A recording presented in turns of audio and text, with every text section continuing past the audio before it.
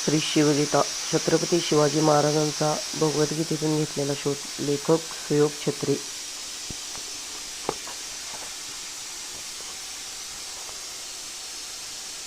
कृष्णाने अर्जुनाला सांगितले की माझ्या विभूती अनेक आहेत, पण त्यातल्या तुला महत्त्वाच्या सांगतो. त्याच पद्धतीने खरं तर महाराजांच्या सुद्धा अनेक विभूती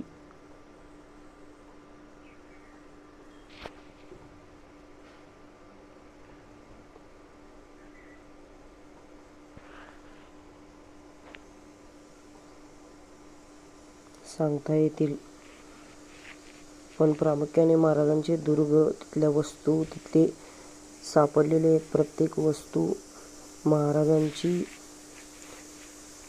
पत्रे, महाराजांचे चलन जसे की होन आणि शिवराई, अशा काही महत्त्वाच्या विभूती सांगता येतील. पण सर्व गोष्टींना पाहिले की आपल्याला शिवरायांची आठवण येते. त्याचे महात्म्य अपार आहे. एक शिवभक्त होणे म्हणजे केवळ शिवरायांना डोक्यावर घेऊन नाचणे नव्हे, तर शिवरायांचे विचार डोक्यात घालणे आहे.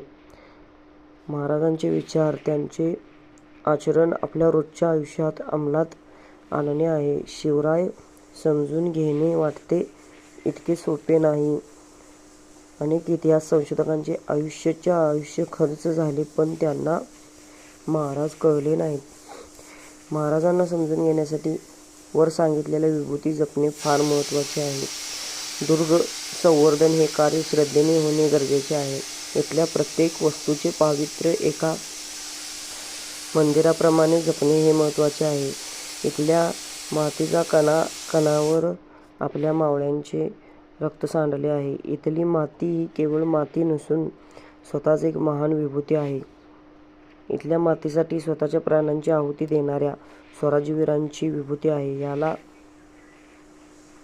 चला तर मग सर्वांनी एक निष्ठेने शपथ घेऊया की मी जेव्हा जेव्हा कोणत्याही दुर्गावर जाईन तेव्हा तेव्हा तिथल्या वस्तूला देऊळ मानीन आणि त्याचे पावित्र्य जपेन.